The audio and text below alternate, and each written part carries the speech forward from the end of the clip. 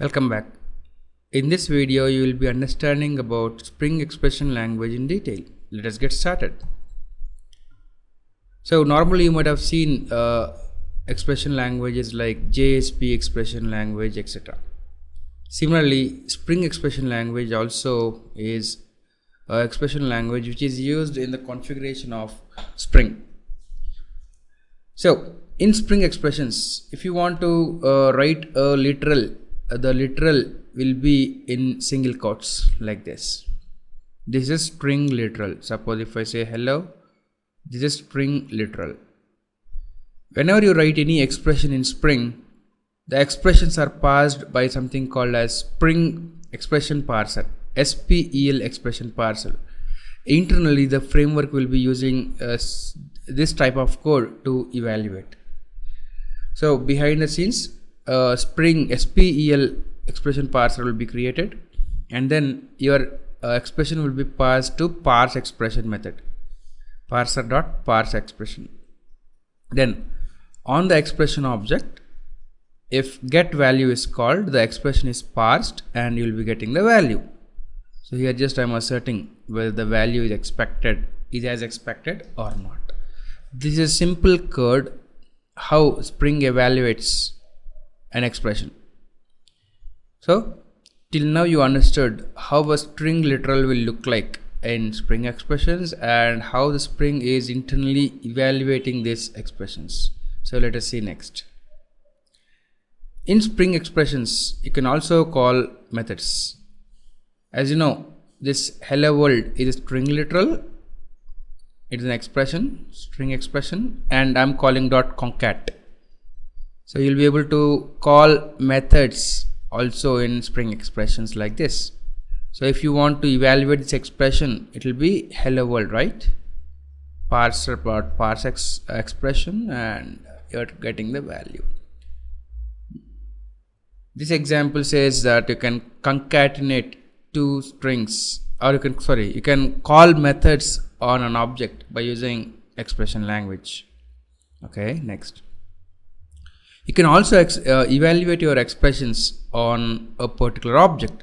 If you see this example, I am creating an object of inventor. There's a class called as inventor, and we are creating an object of inventor. This is the name. This is a property called as name. Now, to evaluate any expression, what we can do is we can create an object of standard evaluation context, and the object to be evaluated is object on which the expression has to be evaluated is Tesla. Then I'm creating an object of expression parser and creating an expression. So is this a string literal? No, it is not in a single quote. It's just expression simply written as name. Then this expression has to be evaluated on some object. What? On this context where I passed Tesla. So exp.getValue, get the value on this context. So what it will do, it will look for a property called as name inside Tesla. It is Nikola Tesla. So I'll get the value. That's what I'm asserting. So you can also write expressions to be evaluated on a specific object instance. This is how the evaluation will be done. Okay, next. See here another example. You need not use standard evaluation context. You can directly use the object. If you see again, this is the same inventor object created.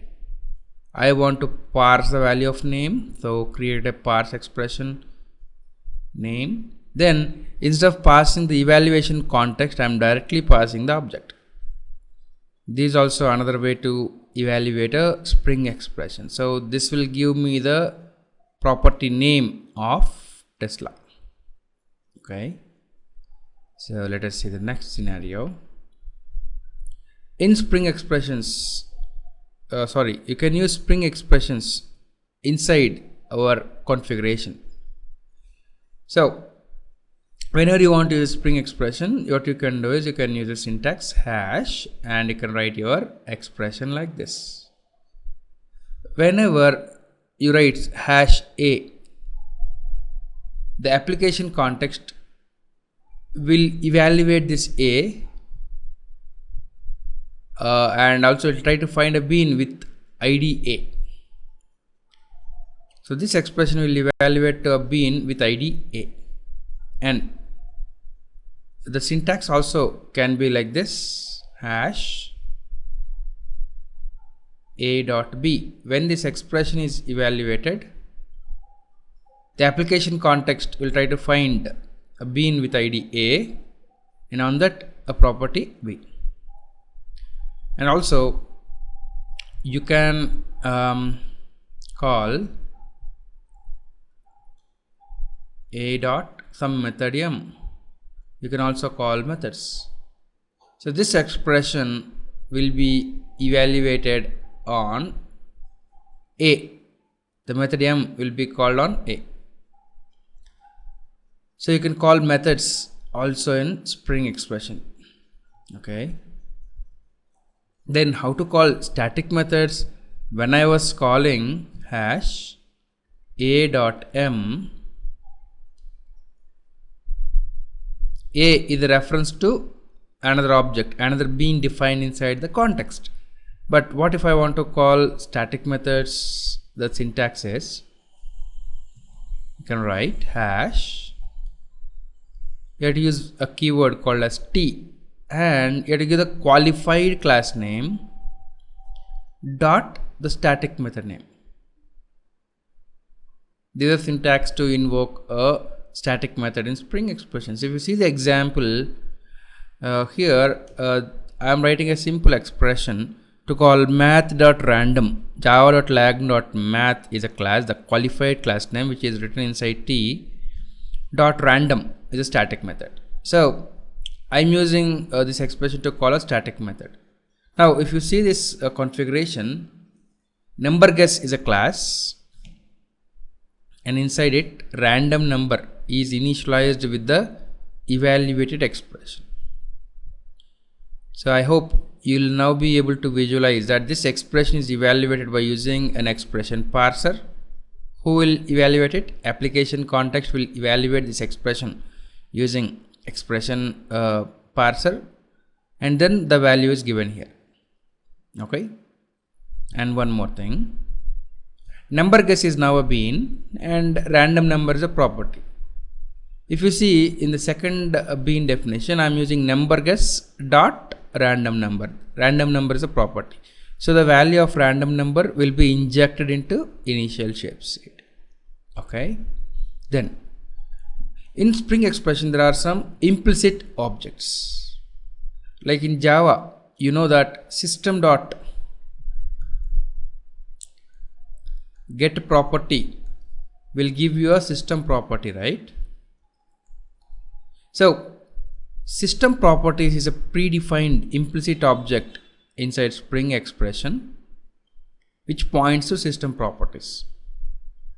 System properties is nothing but an object of type java.title.properties. So if you want to know the value of any environment variable or any system property, you can use system properties of and pass a key name. So you'll be getting any value of any system property.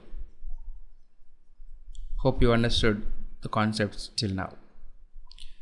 Next, if you want to evaluate Spring expressions using annotations, then you can use a value annotation. Inside value, you can write the Spring expression. The expression will be evaluated and the variable will be initialized. Now, let us see some other examples. Assume that inside class Tesla, okay, there's a variable called as place of birth.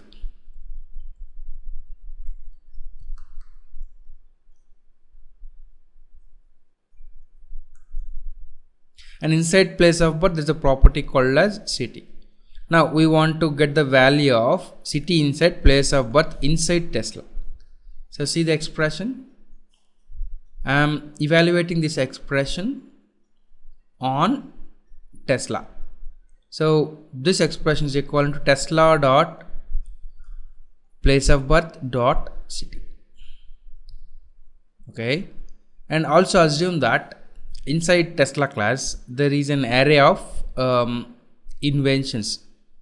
So there is a string array and the array name is inventions. So how to get the value, how to evaluate array?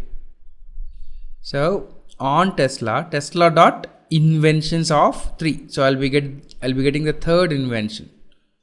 Sorry, fourth invention. Array starts with 0, right? I'll be getting the fourth invention of Tesla. So you can also evaluate array properties as well. Next, how to evaluate maps?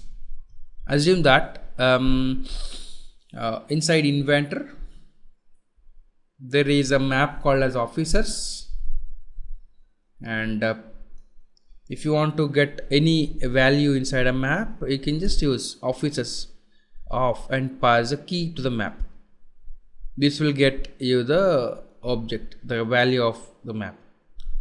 So this is equivalent to inventor object dot officers of president, or even you can nest it like this. Officers, let's assume that officers is a map and officers of president is a inventor dot place of birth dot city. So you can nest your expressions also like this, and you can see even the complicated one, officers of advisors. Officers is a map, advisors is a key, and you'll be getting let's say array of advisors. Then 0th advisor is nothing but again inventor dot place of birth dot country. So what I mean to say is you can just access either arrays or lists or maps using dot syntax in nested manner. So if you have used something like JSP expression language, this syntaxes looks to be similar. Okay, then how to write a list in expressions? So you can use curly brackets and this syntax to create a list of all these numbers. So whenever this expression is evaluated, you'll be getting a list. How to evaluate or how to write a map in expressions? It's just like JSON syntax if you are familiar with. Name key colon value comma key colon value. So this is the syntax you can use for creating a map. And then one beautiful feature of Spring expressions is you can also invoke methods, as I told you. So here this ABC is a string literal, okay, dot substring. So I'm calling a method substring on a string. And also you can call a method on an object as well. So it's like is member of and you're passing a string. This method has to be evaluated on what? On some context. This is a way to invoke methods using expressions. You can also set variables like this. See, inventor is an object and I'm creating a standard evaluation context on Tesla. Okay. Then inside context, I am setting a variable new name. Now, if you see this expression, I am evaluating. Name is nothing but the property of Tesla. I am comparing it with hash name. So if you want to reference any variable in expressions, you have to use syntax hash. It's a variable. Remember, the syntax hash is used to reference a variable inside a context. We'll be using the syntax later as well in Spring Security. Remember this syntax. If wherever I'm using hash, and that means I'm accessing a variable which is declared inside the standard evaluation context. So this will give me this will parse and this is nothing but an expression which is actually assigning the value of this variable to name. Is it? Yep. You can also register some functions inside the context by using a function called as register function. Let me show you. I have my utility class. This is my own class, assume. There's a method called as reverse string, which will take a string and return string. Now I want this function reverse string to be registered inside the context. So see what I'm doing. I'm creating an empty standard evaluation context dot register function. Which function? Reverse string. And you have to pass the value of method object. Hope you know reflection API. String utils.get class will give me the class object. Dot get declared a method. For which method? This will give me the method object for a given method name. Reverse string method, which is taking one string. So this is how I registered a method, reverse string, and I pass the value as what? Method object. Then I can invoke this method in my Spring expressions like this. Hash reverse string, and you are passing the string. This is a way to register a method and invoke a method. Whenever you are invoking a method registered, here also you are using a syntax hash. Remember this. So that's all. There is a lab for the Spring expression language. You can just go through the lab documentation and complete that lab. Okay, so see you in next video.